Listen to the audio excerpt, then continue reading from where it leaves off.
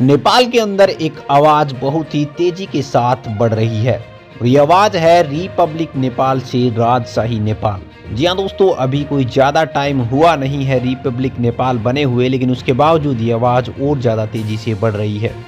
उसी के बीच में फॉर्मर पीएम ऑफ नेपाल ये भी कहते हुए नजर आते हैं कि इंडियन मीडिया इसको प्रोत्साहित कर रही है। जब हमने इसके ऊपर पूरा देखा, रिसर्च करी, तो हमें पता लगा कि ये बात सत्य है और जो फॉर्मर पीएम ऑफ नेपाल हैं वो सही नहीं है। इसका रीज़न ये ना केवल ये था कि हमने इंडियन मीडिया को देखा, बल्कि जब उन्होंने पोस्ट करा था उसके नीचे हमने कमेंट भी पढ़े और लोग क्या चाहते हैं वो भी हमने देखा। नमस्कार, मैं पीएम डीएनएस सिंह और आप देख रहे हैं कबालिया। इस वीडियो में हम कंप्लीटली जानेंगे कि आखिर किस तरह से ये लहर उठी और अब जो यहाँ पे नेपाल के राजा ज्ञानेंद्र शाह, जो कि उनके कुल के हैं, उन्होंने कितना इस आवाज़ को बढ़ाया हुआ है, वो इतना ज़्यादा यहाँ पे आगे क्यों आए हुए हैं। सबसे बड़ी बात कि उन्हीं के परिवार ने ये सौंपा था रिपब्लिक नेपाल, और अब उन्हीं का परिवार क्यों चाहता है वापिस राजतंत्र, ये सबसे बड़ा सवाल है। तो वीडियो के अंत तक बने रहिए और अगर आप चैनल पे नए हों तो चैनल को सब्सक्राइब करके बेल आइकन दबा लीजिए ताकि आपको फुल अपडेट भी सबसे पहले मिल सके। चलिए वीडियो को शुरू करते हैं। नेपाल में क्या फिर यहाँ पे हिंदू राजतंत्र लौटेगा? एक्शन में बहुत ज़्यादा दिखाई दे रहे हैं राजा ज्ञानेंद्र। अब बात ये उठती है कि नेपाल में एक बार फिर से अगर हिंदू राजशाही की मांग हो रही है, प्रदर्शनकारी प्रदर्शन कर रहे हैं, हर रोज इस जुमले के अंदर लोग जुड़ रहे हैं। पृथ्वी नारायण शाह की एक प्रतिमा का अनावरण कर दिया गया है। पूर्व नेपाल के झापा जिले के यहाँ पे एक स्कूल में उस प्रतिमा का अनावरण किया गया है। तो इसका मतलब ये हुआ कि नेपाल कहीं न कहीं इस विषय के बारे में बहुत ही गहनता से सोच रहा है और इस विषय ने कहीं न कहीं आज के जो नेता हैं और जिन्होंने पहले भी राज करा है वो बहुत ज़्यादा चिंतित हैं।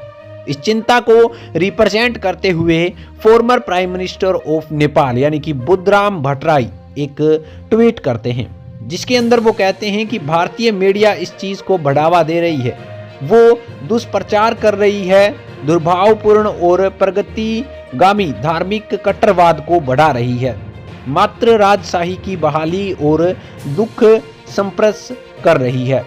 यदि नेपाल में षड्यंत्रकारी तरीके से धर्मनिरपेक्षता और लोकतांत्रिक गणराज्य के पीछे धकेलकर प्रजातांत्रिकरण को अस्थिरता दी जाती है तो ये कहाँ का सही प्रचार है? भारत को इसे खत्म करना चाहिए। भारतीय मीडिया को ऐसे यहाँ पे समाचारों से बचना चाहिए।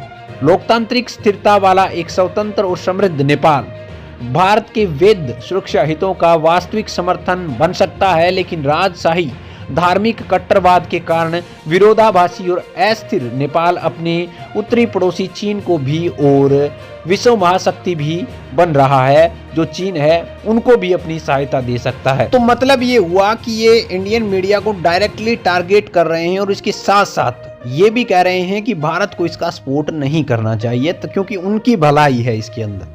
तो सबसे बड़ी बात यह है कि भारत सपोर्ट करे या ना करे, इससे कोई फर्क नहीं पड़ता, क्योंकि ये आंदोलन नेपाल ने शुरू किया था, नेपाल के लोगों ने शुरू किया था।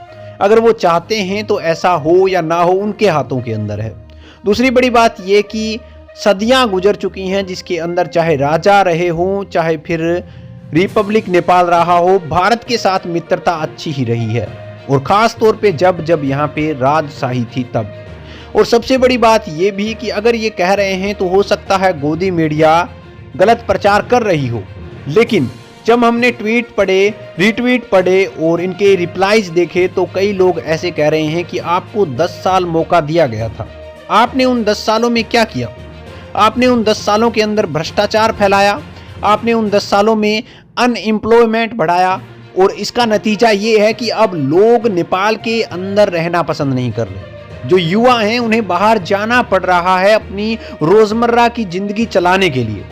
तो आप ऐसी बातें ना करें तो सही है।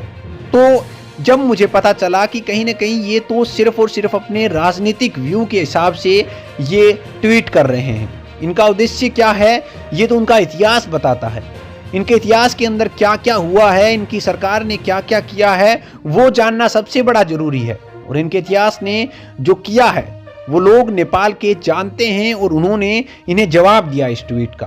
तो कहने का मतलब ये हुआ कि इस तरह की खबर आप भी मत फैलाइए जिससे कि लोग भड़कें और कहीं ना कहीं जो चीज हो सकता है टल जाए वो बिल्कुल भी ना टले। आप समझ सकते हैं इस बात को। और इसके पक्ष में कौन कौन है जो कि राजशाही चाहते हैं और इसके पक्ष में कौन है जो रिपब्लिक नेपाल चाहते हैं।